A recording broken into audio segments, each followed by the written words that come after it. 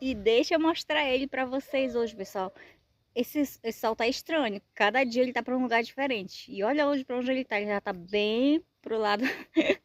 Deixa eu mostrar pra vocês. E olha lá, pessoal, onde tá o sol, ó.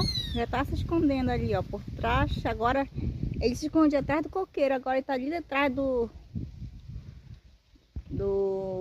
abacateiro e dos limoeiros, pessoal. Nem dá de ver direito, ó.